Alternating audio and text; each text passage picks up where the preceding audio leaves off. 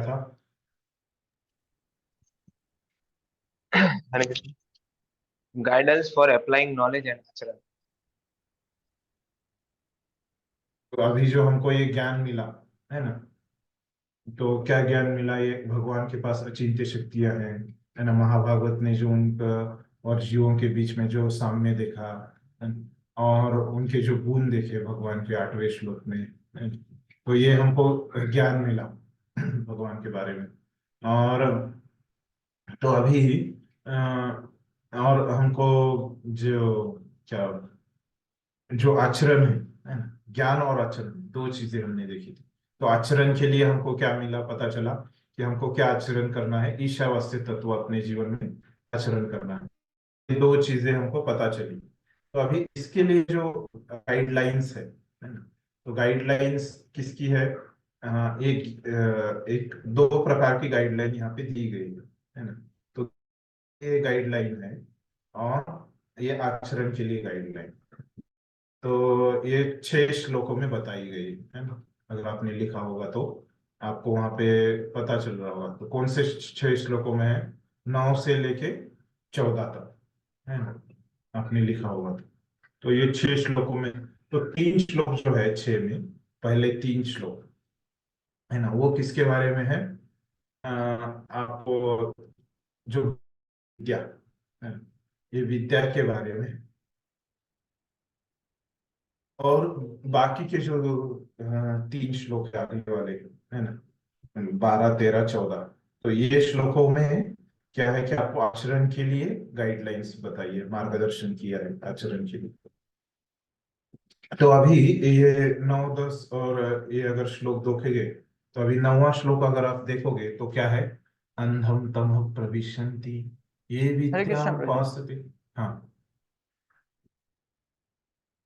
हरे कृष्णा प्रभु, एक क्वेश्चन था हम्म। लास्ट वाले सेक्शन में। प्रभु लास्ट में वो हमने डिस्कस कर रहे थे कि मतलब भगवान के मतलब वेन्स नहीं है। तो फिर आपने वो बताया था कि लास्ट में मतलब वो भगवान ने शरीर छोड़ा क्योंकि लोग पाप नहीं करेंगे तो कलयुग आएगा ही नहीं। तो फिर मतलब कि भगवान के शरीर को लोग मतलब भौतिक शरीर समझे इस प्रकार से, तो ये लीला हुआ था। तो इसमें मतलब जस्ट क्वेश्चन था कि पहले मतलब कलयुग इसलिए नहीं आ पा रहा था बिकॉज कि कोई पाप हो ही नहीं रहा था। लेकिन हम कृष्णा लीला में प्रभु जी देखते हैं कि बहुत सारे असुर है। तो फिर असुर लोग तो मतलब पाप करते हैं, तो फिर इसको मतलब ये थोड़ा कॉन्ट्रडिक्शन जैसा मतलब मुझे लगा। तो इसको कैसे मतलब हम लोग समझ सके? नहीं, वो मुझे ऐसे लगता है वहां पे उल्लेख नहीं है। लेकिन जिस तरह से वो जो लीला में आचार्यों ने टीका दी है, उसमें से मैंने बताया आपको, है ना।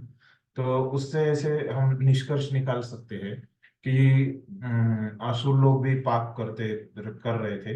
लेकिन वो भी भगवान के शरीर को सर्वसामान्य ही मानते होंगे, है ना। क्योंकि हम देखते हैं। लेकिन वहां पे आचार्यों ने अपने ऐसे कारण दिया है ना, कि बहुत सारे जो जीवात्मा है, कि वो उनको शरीर नहीं मिल रहा था। उनका जो कर्म ऐसे था कि उनको कलयुग में ही शरीर मिलना था, है ना। तो वो भी है एक कारण, कलयुग में ही उनको शरीर मिलना। तो मैं इसको ऐसे समझूंगा कि भले ही इसको जो जैसे द्वापर युग है, त्रेता युग, सतयुग, इसमें भी असुर लोग जो है भगवान के जो शरीर को सर्वसामान्य शरीर मानते होंगे, है ना। ये दिव्य शरीर नहीं मानते होंगे, है। लेकिन शायद से वो समय नहीं, इसकी वजह से पूरे समाज में बदल होने से अच्छा है कि उनको पाप कर्म लगता होगा असुरों को, है ना। ये थोड़ा सा जैसे बोलते हैं ना हमारे कि ये पाप और कर्मों का जो सिद्धांत है गहन है ना, समझना। हम इतना ऐसे ब्लैक एंड व्हाइट तरीके से नहीं समझ सकते। तो इसीलिए हम वो समझ नहीं पाएंगे। लेकिन वहां पे उल्लेख है, कौन से आचार्य का मुझे पता नहीं, अभी याद नहीं। लेकिन हमारे आचार्यों ने बताया गया है वो कारण जो है ना। जो मैंने बताया कि वो कलयुग आएगा, है ना। यहाँ समय नहीं आया होगा वो, है ना। इसीलिए उस समय कलयुग नहीं आया होगा, द्वापर युग त्रेता युग में जो है ना, पाप कर्म भी कर रहे होंगे, लेकिन उनके जो एक ये रहता है ना, उम्र रहता है ना हर एक युग का, जैसे कलयुग का 4,32,000 है ना, और सब फिर बाद में डबल होता है, ट्रिपल होता है, चार गुना जो होता है ना। तो ये समय जो है वो नहीं आया होगा, उसके बारे में बताया नहीं है उतना विशेष रूप से। लेकिन ये कर्मों को थोड़ा हम समझना मुश्किल है, हम इतना स्पष्टता से आसानी से नहीं समझ सकते हैं। तो उसके बारे में उल्लेख नहीं है, तो हम कुछ चर्चा करके फायदा नहीं है उससे। यस प्रदीप। प्रदीप एक और क्वेश्चन था, जस्ट जैसे कि प्रदीप हमने देखा था कि पिछले सेक्शंस में कि जो एनिमल्स मतलब ह्यूमन के अलावा जितने भी स्पीसीज है, मतलब जैसे कि एनिमल्स है तो उनको पाप कर्म नहीं लगते, मतलब तो जैसे कि वो हम देखते हैं कि मनुष्य को मतलब डिफरेंट टाइप के मतलब जैसे कि हमारा ये जो जीवन है मतलब वो पिछले कर्मों की वजह से हमको पता चलता है, मतलब कि किसको कैसा मतलब शरीर मिलेगा। तो क्योंकि एनिमल्स में तो पाप कर्म हो ही नहीं रहे, कोई मतलब रूल ब्रेक हो ही नहीं रहा, तो फिर इसमें मतलब कैसे डिफरेंस वो होगा कि नहीं, अभी हमको पहले ऐसे बताते हैं कि अभी उसका एग्जैक्ट रेफरेंस मुझे याद नहीं, कि पहले जब हमको शरीर मिलता है वो ब्रह्मा का शरीर मिलता है ऐसे, जब जीवात्म भौतिक जगत में फर्स्ट टाइम आता है तो, है ना। तो फिर बाद में उसको ये जो मनुष्य योनि है ना, और ये भारत भूमि है, तो इसमें कर्म का ये होता है, क्या बोलते हैं ये कर्म का, कर्म तैयार होते, क्रिएट होते हैं ना। तो और जो पशु योनि है उसमें व्यय होते रहता है ना। तो कैसे इसको समझेंगे, तो एक भक्त लोग उदाहरण देते हैं, जैसे हम जॉब को जाते हैं है ना, तो क्या होते हैं, हमारे पास पैसे आ जाते हैं है ना। और जब हम दुकान में जाते हैं, मॉल में जाते हैं है ना, तो मॉल में हम कमाते नहीं है, मॉल में हम कमाते हैं क्या, नहीं कमाते। तो वैसे ये जो योनियां है, बाकी की योनियां, इसमें बस जो कर्म है वो खर्चा होते हैं, और फिर अगर फिर बाद में हम मॉल के बाहर आते हैं तो फिर से हम कमाते हैं ना, और जो हमारे पास बचा है ना, तो ये पिछला ही हमारा बचा हुआ रहता है, जब हम पहले मनुष्य थे है ना, तो उस टाइम का ही वो बचा हुआ रहता है। और जो हमको जिस कर्मों की वजह से वो पशु योनि मिली है ना, तो वो कर्म खत्म होने के बाद वो पहले वाले जो कर्म रहते हैं हमारे, उससे हिसाब से हमको शरीर समझ लो, पुराने ही रहते हैं वो अपने, लेकिन वो अभी तक उसकी वजह से हमको कुछ उसका कुछ रिएक्शन नहीं मिला ना हमको, ये वो सब कुछ एक साथ थोड़ी ही मिलेगा, एक एक मिलेगा ना। तो वो ये मिलता है, स्टेप बाय स्टेप मिलता है। ठीक यस प्रदीप। है, हम देखेंगे। अभी आप ये श्लोक देखोगे, और किसी को कुछ पूछना है? तो अभी ये थोड़ा कंटिन्यू में देखिए, अभी 5 मिनट कुछ मत पूछिए है। तो अभी इसमें देखिए ये श्लोक, अंधतम प्रविशन्ति ये विद्याम उपासते ततो भूय इव ते तमो यौ विद्यायाम रता। तो यहाँ पे क्या है कि यहाँ पे एक है, एक अविद्या शब्द है, यहाँ पे ये अविद्याम उपासते, और यहाँ पे विद्या, ये हो गया 9वें श्लोक में, है ना। ऐसे 10वें श्लोक में भी, है ना, तो 10वें श्लोक में भी आप जाओगे, तो ये क्या है, अन्यद एवाहुर विद्यया, अन्यद एवाहुर अविद्यया। तो अन्यद एव आहु विद्यया, यहाँ पे भी एक, अभी ये सब संधि हो गया, विद्यया, अन्यद एवाहुर अविद्यया, यहाँ पे अविद्यया शब्द है, यहाँ पे दिखता होगा है। तो इसमें भी आपको ये विद्या और अविद्या शब्द है 10वें श्लोक में, है ना? फिर 11वें श्लोक में जाओगे, है ना? तो ये विद्या और अविद्या के लिए गाइडलाइन है ना, 3 श्लोक। ठीक है? और यहाँ पे भी विद्यां च यस्तद्वेदो भयं सः अविद्यया मृत्युं तीर्त्वा विद्यया अमृतमश्नुते। तो यहाँ पे भी विद्या और अविद्या शब्द 2 बार आए हैं। तो विद्या 2 बार आया है और अविद्या भी 2 बार आया है। तो अभी देखिए हमने क्या देखा, 9वें श्लोक में भी विद्या शब्द आया है, 10वें श्लोक में भी विद्या शब्द आया है ना, और 11वें श्लोक में भी विद्या और अविद्या है ना। तो ये 2 बार आया है, 11वें श्लोक में विद्या 2 बार आया है और अविद्या 2 बार आया है। तो हमको पता है कि कैसे एक शब्द के अनेक अर्थ होते हैं ना। तो उसी प्रकार से क्या है, ये 9वें श्लोक में, 10वें श्लोक में और 11वें श्लोक में है ना। तो 11वें श्लोक में जो 2 बार विद्या आया है और 2 बार अविद्या आया है, तो उधर उसका अर्थ एक ही है ना?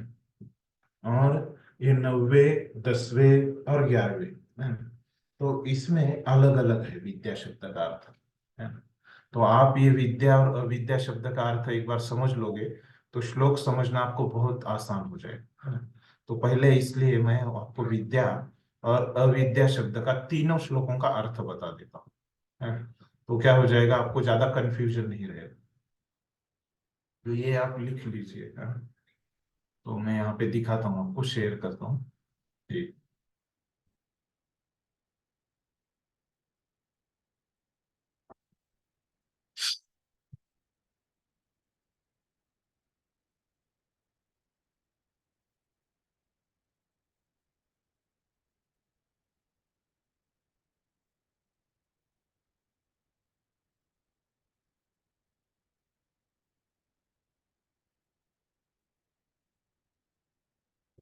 हम्म।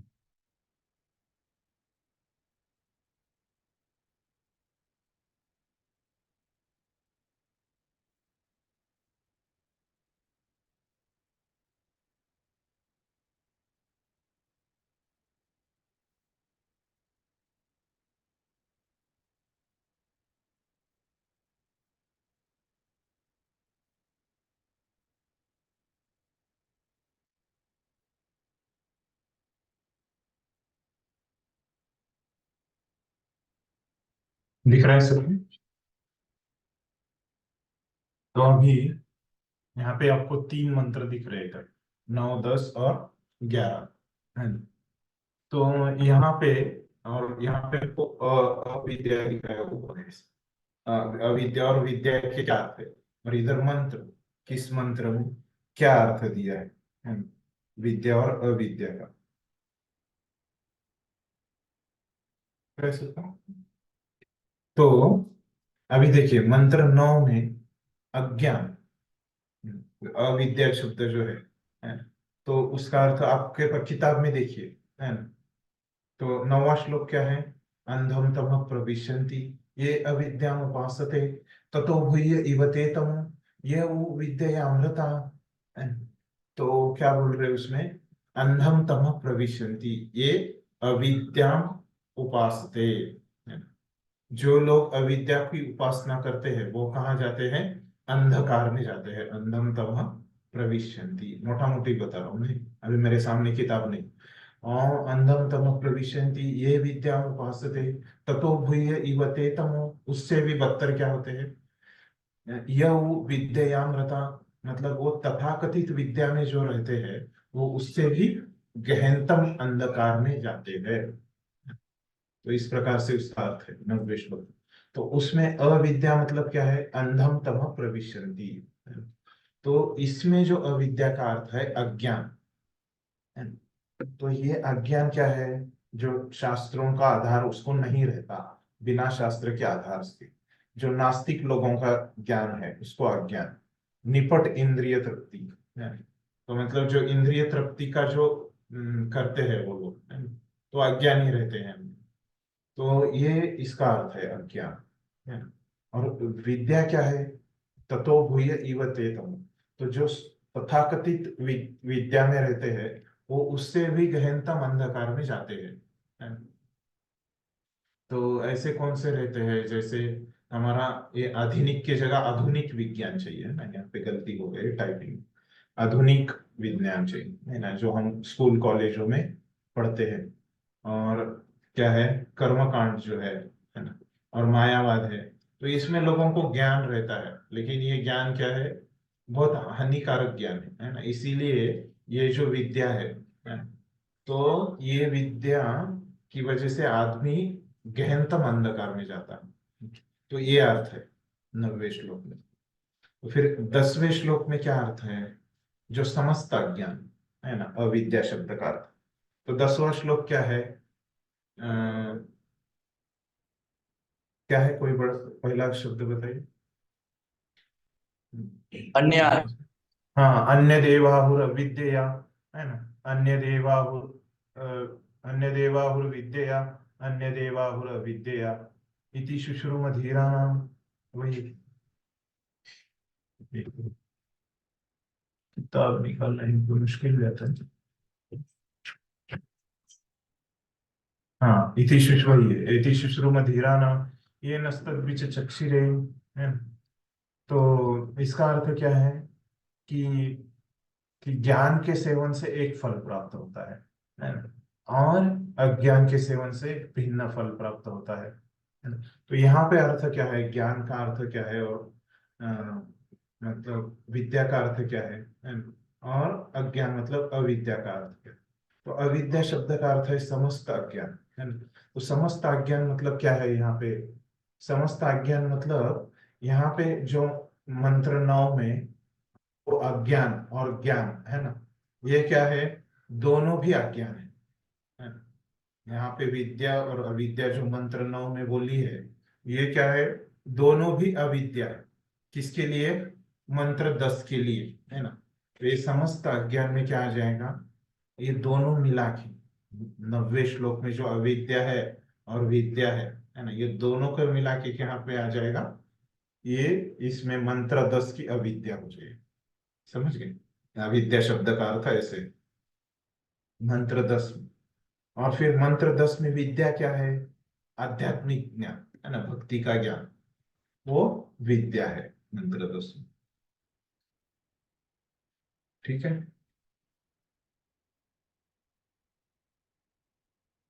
तो मंत्र 11 यहाँ तक क्लियर हो गया।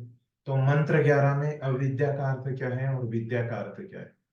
तो मंत्र 11 में अविद्या का अर्थ जो है भौतिक ज्ञान, मतलब अपरा विद्या, मतलब ये जो भौतिक ज्ञान मतलब यहाँ पे कौन सा ज्ञान है, कि क्योंकि हमने स्कूल कॉलेज के ज्ञान को तो आधुनिक विज्ञान बोला है ना।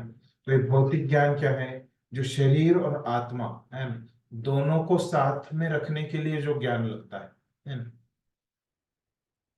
तो उसको बोलते हैं भौतिक ज्ञान। वो है अविद्या। किसवें कौन से श्लोक में, 11वें श्लोक में। 11वें श्लोक में जो अविद्या आ रहा है, 2 बार अविद्या वहां पे आ रहा है, वो दोनों का जो अर्थ है कि भौतिक ज्ञान है उसका अर्थ। तो विद्यांश, फिर वहां पे विद्या क्या है, तो आध्यात्मिक ज्ञान, पराविद्या है। तो आध्यात्मिक जगत में जाने के लिए, भक्ति करने के लिए जो आवश्यक ज्ञान है, तो उसको बोलते हैं आध्यात्मिक ज्ञान, पराविद्या। ठीक है। तो अभी ये विद्या अविद्या के अर्थ में किसी को कुछ प्रश्न है क्या, कुछ कंफ्यूज हो रहा है आपको, फिर से बताना है कुछ, क्लियर हो गए सबको तीनों अरे श्लोकों के अर्थ। हाँ बोलिए। गुरु जी, मंत्र 10 में जो आध्यात्मिक ज्ञान है और मंत्र 11 में जो आध्यात्मिक ज्ञान पराविद्या, वो दोनों सेम है प्रभु जी? हाँ, सेम, एक ही अर्थ है आध्यात्मिक ज्ञान, ओके। है जो हमको भक्ति में, अध्यात्म में मदद करने वाला है। ओके प्रभु। किसी को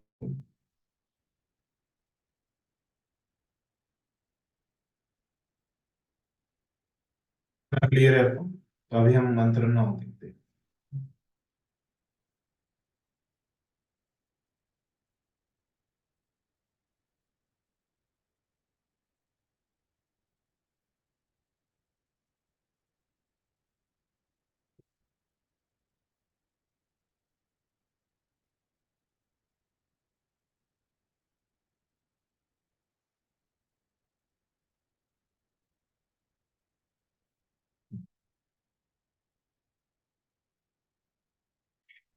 क्या है? अंधम तमः प्रविशन्ति ये अविद्याम उपासते ततो भूयैव ते तं यौ विद्ययामृता। क्या बोल रहे हैं इसमें? ये देखते हैं शब्दशः। अंधम म्हणजे निपट अज्ञान, तमः अंधेरा, प्रविशन्ति तो अज्ञान के गहनतम क्षेत्र में प्रवेश करेंगे। कौन करेंगे? जो लोग है ना, अविद्यापूर्ण कार्यकलापों के अनुशीलन में लगे हैं, ये अविद्या उपासते, मतलब अविद्या की जो उपासना करते हैं, मतलब अविद्या के कार्यकलापों का जो अनुशीलन करते हैं, वो कहाँ जाते हैं? गहनतम क्षेत्र में, है ना? और दूसरे ततो भूय इव ते, तो इनसे भी निकृष्ट वे है। तो इनसे भी नीचे वाले जो है, कौन से है? किससे नीचे वाले है ये? है ना? जो लोग अज्ञान की उपासना में लगे, है ना, उनसे भी नीचे वाले कौन है? वो फिर वो लोग जो तथाकथित ज्ञान के अनुशीलन में लगे, है ना, जो तथाकथित ज्ञान में लगते हैं, वो उनसे भी नीचे है। इस प्रकार से वो बोल रहे। हम देखेंगे कि प्रभुपाद इसको इसके ऊपर क्या टिप्पणी देते हैं। तो पढ़िए, कोई पहला परिच्छेद पढ़िए, दिखाई दे रहा। देखेंगे एक एक परिच्छेद। इस मंत्र में विद्या तथा अविद्या का तुलनात्मक अध्ययन किया गया है। अविद्या निसंदेह घातक है, लेकिन विद्या उससे भी अधिक घातक होती है यदि वह अधिक्रमित हो। श्री ईशोपनिषद का यह मंत्र श्री ईशोपनिषद का यह मंत्र विगत काल की अपेक्षा आज अत्यधिक लागू होता है। आधुनिक सभ्यता जन शिक्षा के क्षेत्र में काफी आगे बढ़ गई है, लेकिन परिणाम यह है कि लोग पहले से अधिक दुखी हैं, क्योंकि जीवन में सर्वाधिक महत्वपूर्ण अंग अर्थात आध्यात्मिक पहलू को छोड़कर भौतिक प्रगति पर बल दिया जा रहा है। धन्यवाद कृष्ण। मेरा आवाज क्लियर आ रहा है ना सबको? कट नहीं हो रहा है ना? यस प्रभु जी, क्लियर आ रहा है। ठीक। तो अभी देखिए, ये परिच्छेद में क्या बोल रहे हैं प्रभुपाद, कि हमको क्या लग सकता है? तो यहाँ पे बोल रहे हैं कि विद्या की जो उपासना करते हैं, है ना, उससे नीचे कौन है? वो विद्या की उपासना वाले लोग, है ना। तो ये सुनने में कैसा लगता है? कि थोड़ा उल्टा लगता है ना। तो प्रभुपाद अभी पहले पैराग्राफ में हमको वही बता रहे कि यहाँ पे विद्या को नीचे क्यों बोला है, निकृष्ट क्यों बोला है।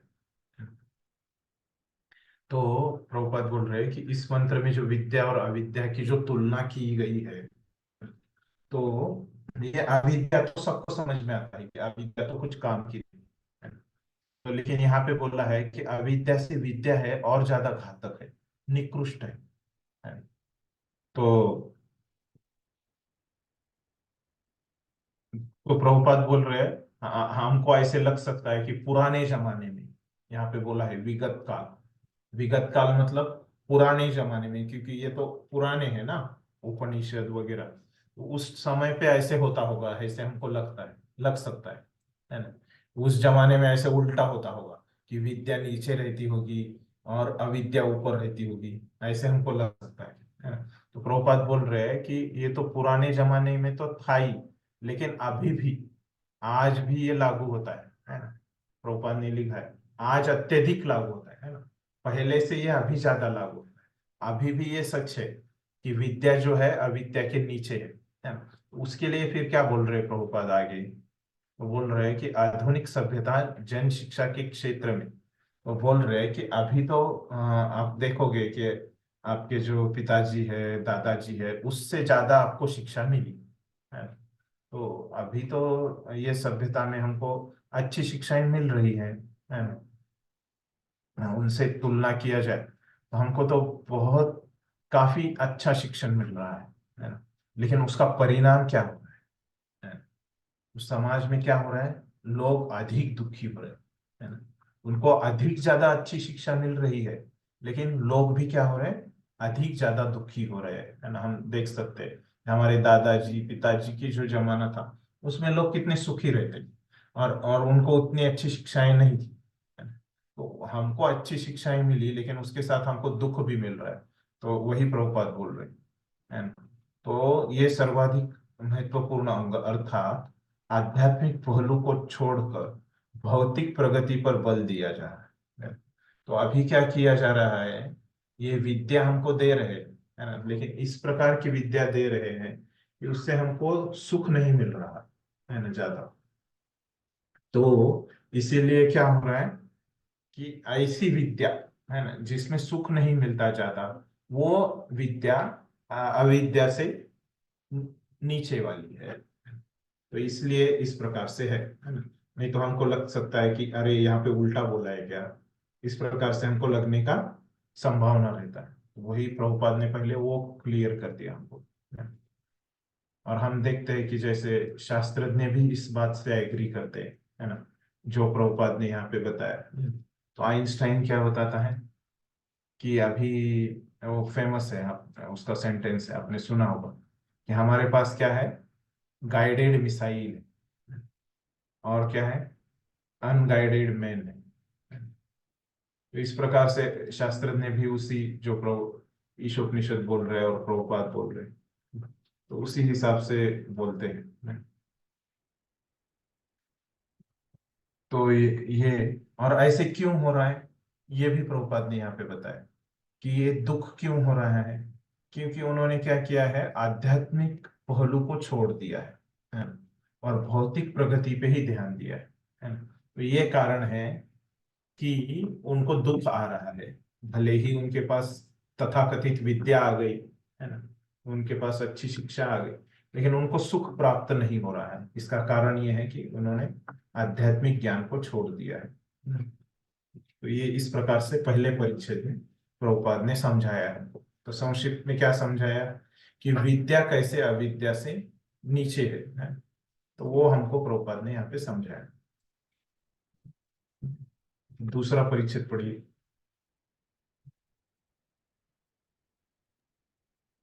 जहाँ तक विद्या का संबंध है, पहले मंत्र से स्पष्ट है कि भगवान प्रत्येक वस्तु के स्वामी हैं और इस तथ्य को भुलाना ही अविद्या है। मनुष्य जितना ही जीवन के इस तथ्य को भूलता है, उतना ही अधिक वह अधिकार में रहता है। इस दृष्टि से तथाकथित शिक्षा की प्रगति की ओर ईश्वर विहीन विद्या अधिक घातक है। अपेक्षाकृत उस सभ्यता के जिसमें सामान्य जनता कम शिक्षा।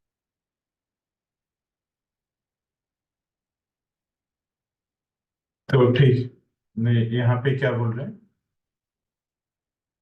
जहां तक विद्या का संबंध है ना, तो पहले मंत्र से स्पष्ट है कि भगवान प्रत्येक वस्तु के स्वामी है ना। हमने देखा कि सब कुछ भगवान से आता है। ओम पूर्णमद पूर्णमिदम, है, पूर्णात पूर्णमुदच्यते। तो उनसे ही सब कुछ आ रहा है। और ये विद्या क्या है, हमने देखा था, ये भूलना, कि यही अविद्या है। मनुष्य जितना ही सत्य को भूलता है, उतना क्या होता है, अंधकार में रहता है। इस दृष्टि से तथाकथित शिक्षा की प्रगति की और ईश्वर विद्या अधिक घातक है। हरे कृष्णा तो गुरु जी, आवाज ये ब्रेक हो रही है, आवाज ब्रेक। नहीं है, ओ आपका भी क्लियर है, बाकी है क्या? नहीं प्रभु जी। ओम पूर्ण मद पूर्ण वाला मिदम वाला जो श्लोक है ना, वहां से आवाज जो है ब्रेक।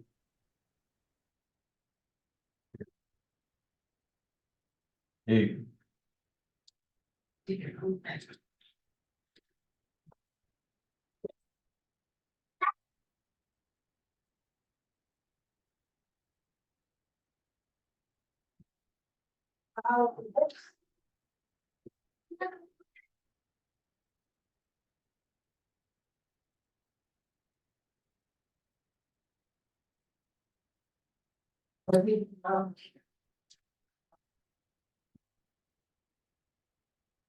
हरे कृष्णा, अभी आ रहा है आवाज? यस प्रभु। क्या आ रहा है? जगन्नाथ कृष्ण को आपको आ रहा है? यस प्रभु जी। तो यहाँ पे क्या देखा हमने ये परिच्छेद में, कि बोल रहे कि जो विद्या का संबंध है ना, तो क्या है विद्या की भगवान को याद, भगवान से ही सब कुछ आ रहा है, वो अगर हम याद रखते हैं भगवान सब चीजों के स्वामी है ना, तो वो असली विद्या है। वो अगर हम भूल जाते हैं तो अविद्या है। यहाँ पे वो पहले श्लोक का बताया प्रभुपाद ने, उधर के अविद्या और अविद्या की मीनिंग अर्थ बताया है ना। तो उसी प्रकार मनुष्य जितना ही जीवन के इस तथ्य को भूलता है ना, उतना ही वो प्रभुपाद बोले कि वह अंधकार में रहता है। इस दृष्टि से तथाकथित शिक्षा की प्रगति की ओर उन्मुख ईश्वर विहीन विद्या अधिक घातक। तो जितना एक व्यक्ति ये भूल जाता है तो उतना ही वो क्या है, अंधकार में है।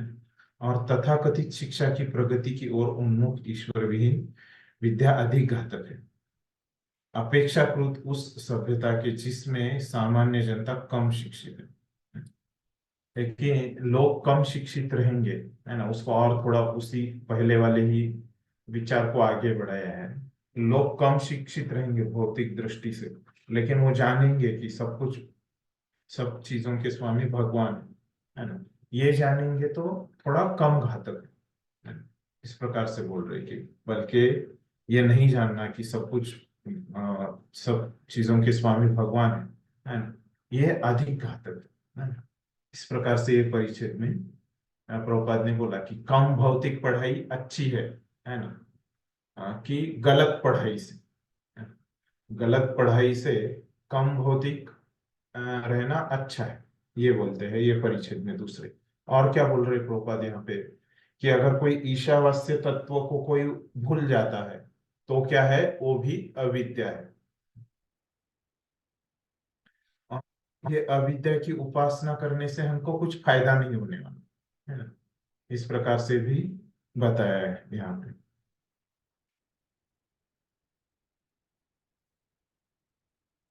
सब चीजों के स्वामी है ये भूल जाते हैं तो हम कहाँ है, इंद्रिय तृप्ति की उपासना में हम लग जाते हैं। ये यहाँ पे बताया दूसरे परिच्छेद। तो तीसरा पढ़िए कोई।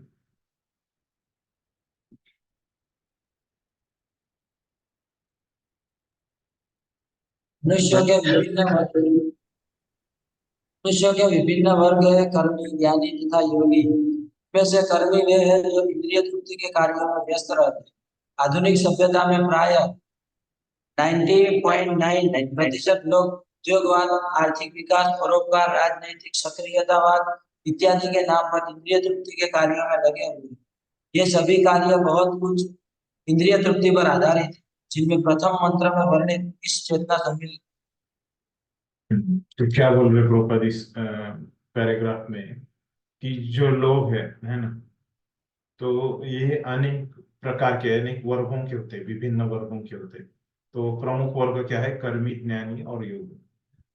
तो इनमें से जो कर्मी लोग हैं है ना, तो क्या करते हैं, वो इंद्रिय तृप्ति के ही कार्य करने में वो व्यस्त है। तो उसका उदाहरण दे रहे हैं कि कैसे अभी आधुनिक सभ्यता में जो 99%, 99.9% लोग जो है वो किस में है, जो अनेक अनेक उद्योग, आर्थिक विकास है ना, तो ये सब वादों में, राजनीतिकवाद, सक्रियतावाद, परोपकारवाद, उद्योगवाद है ना, आर्थिकवाद, आर्थिक विकासवाद है ना, तो इसमें सब लगे हैं, ऐसे कार्यों में लगे हैं।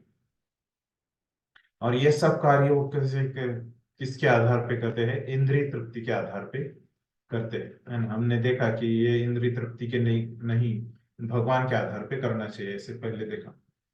तो अभी ये लोगों के पास ज्ञान है ना, उद्योगवाद का ज्ञान है ना, और अनेक अनेक ये प्रकार का ज्ञान है, जो बोला है कि आर्थिक विकासवाद का है, परोपकारवाद का है, सक्रियतावाद का है, ज्ञान है। लेकिन उन्होंने कहाँ लगाया है, वो इंद्रिय तृप्ति में लगाया है पूरा ज्ञान।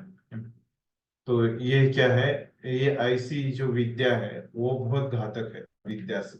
इससे अच्छा है कि उनको ज्ञान नहीं होता तो वो अच्छा हो जाता था। तो यही बात प्रभुपाद यहाँ पे बता रहे हैं कि कैसे ये सब जो वाद रहते हैं, तो ये गलत चीज इनका आधार है कि सब कुछ जो है ये मेरी इंद्रिय तृप्ति के लिए है ना। तो इनका जो बेसिस है तो वहां पे गड़बड़ है ना। तो ये यहाँ पे बताया प्रभुपाद ने है ना। भले ही उनके पास विद्या है लेकिन वो गलत विद्या होने के कारण उनमें समस्या है, इसीलिए वो क्या करते हैं, ततो भूय इव तेतम, है ना? तो और भी वो गहनतम अंधकार में जा रहे हैं।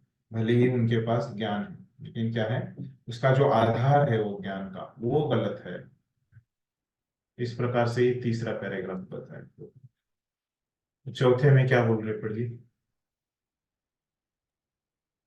भगवत गीता के मत में 7.15 ऐसे लोग, भगवत गीता 7.15 ऐसे लोग जो निपट इंद्रिय तृप्ति में लगे रहते हैं, मूढ़ या गधे हैं। गधा मूढ़ता का प्रतीक है। जो लोग इंद्रिय तृप्ति की व्यर्थ खोज में लगे रहते हैं, वे श्री ईशोपनिषद के अनुसार अविद्या की पूजा कर रहे हैं। जो लोग शिक्षा के विकास के नाम पर इस प्रकार की सभ्यता की सहायता कर रहे हैं, वे वास्तव में उन लोगों की अपेक्षा अधिक हानि पहुंचा रहे हैं जो निपट इंद्रिय तृप्ति के पद पर आसीन हैं। ईश विहीन लोगों के द्वारा विद्या की प्रगति उतनी ही भयावह है जितनी कि सर्प के फन की बहुमूल्य मणि होती है। मणि से विभूषित सर्प मणिविहीन सर्प से अधिक घातक होता है। हरि भक्ति सुधोदय 3.11.12 में ईश्वर विहीन लोगों द्वारा शिक्षा की उन्नति की तुलना शव के श्रृंगार से की गई है। भारत में अनेक अन्य देशों के ही समान कुछ लोग शोक संतप्त संबंधियों को प्रसन्न करने के लिए शव को सजाकर शव यात्रा निकालने की प्रथा का अनुसरण करते हैं। इसी प्रकार आधुनिक सभ्यता के कार्यकलाप भौतिक जगत के नित्य दुखों को ढकने के लिए पेबंद लगाने के समान है। ऐसे सभी कार्य इंद्रिय तृप्ति को लक्ष्य बनाकर किए जाते हैं, लेकिन इंद्रियों के ऊपर मन है और मन के ऊपर बुद्धि है और बुद्धि के ऊपर आत्मा है। इस तरह असली शिक्षा का उद्देश्य आत्म साक्षात्कार अर्थात आत्मा के आध्यात्मिक मूल्यों की अनुभूति करना होना चाहिए। कोई भी शिक्षा जो ऐसी अनुभूति को प्राप्त नहीं करवा पाती, अविद्या मानी जानी चाहिए। ऐसी विद्या के पल्लवन का अर्थ अज्ञान के गहन गर्त में जाना है। धन्यवाद। तो हमने देखा पिछले पैराग्राफ में क्या बोलते हैं प्रभुपाद, कर्मी के बारे में बताया पिछले परिचय में, है ना? तो उनका आधार क्या बताया कि जो कर्मी जिस चीज के ऊपर काम करता है ना, तो उसका आधार क्या है, वही गलत है ना? तो उसका आधार क्या है कि ये सब जो वाद है वो क्या है, मेरी इंद्रिय तृप्ति के लिए है ना? ये विद्या के ऊपर वो काम करता है कर्मी, तो उसके आधार में ही प्रॉब्लम है, बताया पिछले वाले श्लोक में, है ना? तो ये अभी तीसरे परिच्छेद में ऐसे बताया। तो अभी इसमें क्या बताया है कि उससे भी बुरे कौन है ना? तो जो लोग है कि ऐसे गलत आधार की शिक्षा देते हैं, तो ये गलत आधार की जो शिक्षाएं देते हैं, जो कि भगवान विहीन शिक्षाएं देते हैं, है ना? तो ये बात यहाँ पे प्रभुपाद ने बताई है। तो कैसे बताई है अभी हम देखते हैं। तो पहले प्रभुपाद ने क्या बताया कि 7.14 है। तो ऐसे लोग जो निपट इंद्रिय तृप्ति में लगे रहते हैं, मूढ़ या गधे हैं, यहाँ पे बताया गया है। तो ये ऐसे लोग जो है इंद्रिय तृप्ति करते हैं, वो गधे हैं। गधा मूढ़ता का प्रतीक है, जो कि इंद्रिय तृप्ति के व्यर्थ खोज में लगे रहते हैं, है ना? तो गधे की जैसी उनकी मूर्खता है ना? तो क्या मूर्खता है उनकी कि वो इंद्रिय तृप्ति की खोज कर रहे हैं, वे ईशोपनिषद के अनुसार अविद्या की पूजा कर रहे हैं। तो मतलब वो कोई अगर ढूंढ रहा है किसको, इंद्रिय तृप्ति को, तो क्या हो रहा है, वो अविद्या की पूजा कर रहा है। ये समझिए। फिर जो लोग शिक्षा के विकास के नाम पर इस प्रकार की सभ्यता की सहायता कर रहे हैं, वे वास्तव में उन लोगों की अपेक्षा अधिक हानि पहुंचा रहे हैं। अभी ये लोगों का तो गलत है, लेकिन ये लोग जो ऐसे लोग जो सिखा रहे, इसका प्रचार कर रहे और विद्या का प्रचार कर रहे हैं, तो ऐसे लोग क्या बोल रहे हैं प्रभुपाद, वास्तव में इन लोगों की अपेक्षा अधिक हानि पहुंचा रहे हैं। क्यों ऐसे? जो निपट इंद्रिय तृप्ति के पद पर आसीन है। किन लोगों? ईश विहीन लोगों के द्वारा विद्या की प्रगति उतनी ही भयावह है जितनी सर्प के फन पे बहुमूल्य मणि होता है। तो यहाँ पे एक उदाहरण दे रहे हैं। दो प्रकार के सर्प होते हैं। उसके एक पे फन पे मणि है और एक के फन पे मणि नहीं है। तो ये मणि वाला जो सर्प है ना, जिसके फनों पे मणि है, तो वो क्या है, वो ज्यादा घातक है। तो क्यों ऐसे है?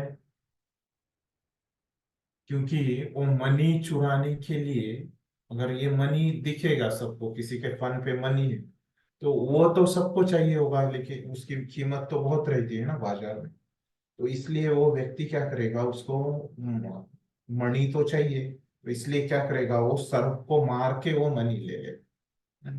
तो यहाँ पे सर्प की जान के लिए बहुत खतरा है। अगर उसके फन के ऊपर मनी है तो ये हर कोई वो लेना चाहेगा, इतना महंगा मनी। तो इसीलिए यहाँ पे बोला गया है कि वो अधिक भयावह है ना? कौन सा? भले ही वो मनी अच्छा लगता है सर्प के फन पे, लेकिन उसकी वजह से उसके जान को खतरा है ना? तो उसी प्रकार कम जानना अच्छा है ना? लेकिन ऐसे खुद की इंद्रिय तृप्ति के जानना गलत है, खुद की इंद्रिय तृप्ति के लिए जानना गलत है ना? ये बात प्रभुपाद ने यहाँ पे समझाई है ये सर्पों के उदाहरण से। फिर आगे बता रहे कि कैसे जो ईश्वर विहीन जो लोग हैं, उनकी जो प्रगति है, तुलना है, वो क्या है, शव के श्रृंगार से की गई है। तो शव मतलब जो मरा हुआ आदमी है, उसको श्रृंगार करके कुछ फायदा है क्या? नहीं। तो उसी प्रकार प्रभुपाद बोल रहे हैं कि ये जो, अगर आप शिक्षाओं में से भगवान को ही निकालते हैं, ईश्वर विहीन सभ्यता तैयार करते हैं, ईश्वर के बिना ही आप लोग जी रहे हैं, तो ये भी क्या है, उस शव के श्रृंगार करने जैसा ही है। तो उसमें क्या है कि भारत में अनेक अन्य देशों के ही समान कुछ लोग शोक संतप्त संबंधियों को प्रसन्न करने के लिए शव को सजाकर शव यात्रा निकालने की प्रथा का अनुसरण कर रहे हैं। तो पहले ऐसे भारत में शव को डेकोरेट नहीं करते थे, उसका श्रृंगार नहीं करते थे, लेकिन अभी कुछ विदेशी लोगों को देख के ये प्रथा शुरू हो रही है, बोल रहे प्रभुपाद। इसी प्रकार आधुनिक सभ्यता के कार्यकलाप भौतिक जगत के नित्य दुखों को ढकने के लिए पैबंद लगाने के समान है। तो ऐसी सभी कार्य इंद्रिय तृप्ति को लक्ष्य बनाकर किए जाते हैं, लेकिन इंद्रियों के ऊपर मन है और मन के ऊपर बुद्धि और बुद्धि के ऊपर आत्मा है। तो इस तरह असली शिक्षा का उद्देश्य आत्म साक्षात्कार अर्थात आत्मा के आध्यात्मिक मूल्यों की अनुभूति करना है। तो आर्थिक जो असली शिक्षा क्या है, वो आध्यात्मिक शिक्षा है। कोई भी शिक्षा जो ऐसी अनुभूति को प्राप्त नहीं करवा पाती, अविद्या मानी जानी चाहिए। ऐसी विद्या के पलवन का अर्थ अज्ञान के गहन गर्त में जाना है। तो यहाँ ये परिच्छेद में कैसे हमको प्रभुपाद ने समझाया कि ये जो विद्या है ना, वो सही विद्या नहीं है, क्योंकि इसका आधार जो है वो इंद्रिय तृप्ति का आधार है ना? इसीलिए उसको अविद्या मानना चाहिए। ऐसे अगर हम प्राप्त करेंगे तो हम अज्ञान में चले जाएंगे। इस प्रकार से ये परिच्छेद बोला है। अभी देखिए यहाँ पे जो बोला है कि आधुनिक शिक्षा प्रणाली के ऊपर, तो अज्ञान में रहना बुरा बुरा है ना, हम समझ सकते हैं। अज्ञान में रहना तो बुरा है, लेकिन अज्ञान में रहना और बोलना कि हम अज्ञानी नहीं हैं, ये उससे भी ज्यादा बुरा है। पहला है अज्ञान में रहना बुरा है, बाद में बोलना कि अज्ञान में रहना, और ये तो बुरा है ही, लेकिन अज्ञानी होकर बोलना कि मैं ज्ञानी हूं, है ना, ये उससे भी और बुरा। और इससे और बुरा क्या है कि खुद अज्ञानी होना और बोलना कि मैं ज्ञानी हूं, है ना, और फिर बाद में बोलना कि ये जो ज्ञान है वही अज्ञान है ना, इससे भी और बड़ा है ना? तो हम समझ सकते हैं पहला जो बोला है ना, कि अज्ञान में रहना अच्छा नहीं है, बुरा है। तो उस और क्या है कि अगर कोई अज्ञानी है ना, और वो बताता है कि मैं ज्ञानवान हूँ, है ना, तो ये उससे भी बुरा है। और तीसरा क्या है कि अगर कोई बोलता है कि मैं ज्ञानी हूँ और वो पीछे सोचता है कि मुझे अ, मेरे पास असली ज्ञान और उसका वो प्रचार करता है। और जो असली ज्ञान है उसकी वो भर्त्सना करता है, उसकी निंदा करता है। तो इसके अगर उदाहरण आप देखोगे कि अज्ञान में रहना बुरा है, इसके उदाहरण क्या है कि जो अशिक्षित लोग हैं, है ना, वो अज्ञानी रहते हैं, उनका अज्ञान में रहना बुरा है, उनको शिक्षा लेनी चाहिए थी, पढ़ना सीखना चाहिए था उनको।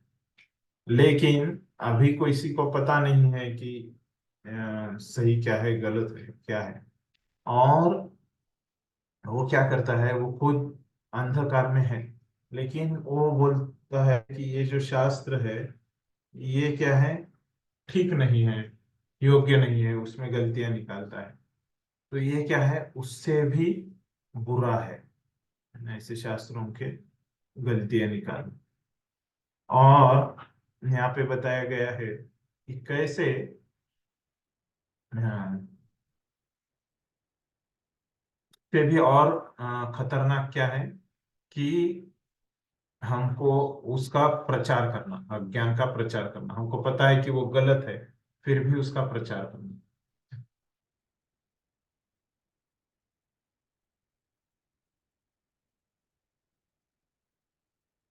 तो इस प्रकार से क्या है, ये आधुनिक शिक्षा के बारे में बताया जाता है। ठीक है। तो अभी पांचवा परिच्छेद में बताया गया है वेदवादरता के बारे में। पढ़िए को।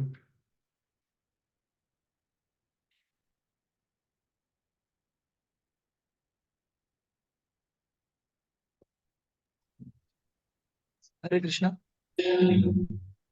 भगवद गीता दो 2.42 एंड 7.25 के अनुसार भ्रांत संसारी शिक्षक वेदवाद रत तथा माया अपहृत ज्ञान के रूपों में जाने जाते हैं। वे नास्तिक, असुर, नराधम भी हो सकते हैं। वेदवाद रत अपने को वैदिक साहित्य में प्रकांड विद्वान मानते हैं, लेकिन दुर्भाग्यवश वे वेदों के लक्ष्य से पूर्णतया विपरीत रहते हैं। भगवद गीता में 15.15 में कहा गया है कि वैदिक लक्ष्य तो भगवान को जानना है, लेकिन वेदवाद रत लोग भगवान में बिल्कुल रुचि नहीं लेते। उल्टे वे स्वर्ग की प्राप्ति जैसे सकाम कर्मों के प्रति मोहित रहते हैं। धन्यवाद गुरु जी। तो यहाँ पे क्या बोला है, वेदवाद रतों के बारे में बोल रहे लोग, है ना। तो क्या बोल रहे हैं उनके बारे में, वेदवाद रतों के बारे में। तो तो ये वेदवाद जो दूसरे अध्याय से वो बोल रहे हैं कि जो सांसारिक शिक्षक है वेदवाद रत जो है ना, तो और ये माया माया पर नहीं जाने जाते हैं। वे नास्तिक, असुर, नराधम भी होते हैं। वेदवादरत अपने को वैदिक साहित्य के प्रकांड विद्वान मानते हैं। तो ये लोग क्या करते हैं, खुद को विद्वान मानते हैं, लेकिन वो वेदों जो बोलते हैं वो रास्ते पे नहीं चलते, उससे विपत हो जाते हैं। तो वेद जो रास्ता बता रहे हैं वो उससे दूसरे रास्ते पे चलते हैं, है ना? लेकिन खुद को क्या बोलते हैं कि मुझे सब वेद पता है, लेकिन वो क्या करते हैं, उसके उल्टा आचरण करते हैं। वैदिक लक्ष्य तो भगवान को जानना है, लेकिन ये भगवान में बिल्कुल रुचि नहीं रहती है। तो इस प्रकार ये वेदवादरत लोगों के लक्षण रहते कि वो सकाम कर्मों में लगे रहते हैं।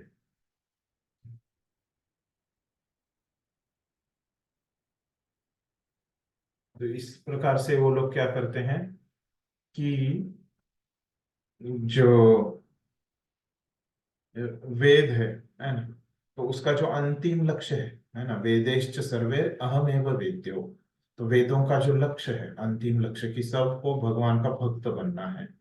और ये बात वो लोग नहीं बताते, वेदवादरत लोग, और इससे लोगों को क्या करते हैं, भ्रमित करते हैं और वेदों का गलत अर्थ नहीं, ऐसे बहुत जगह पे होता है। तो इसे लोगों को वेदवादरत बोलते हैं।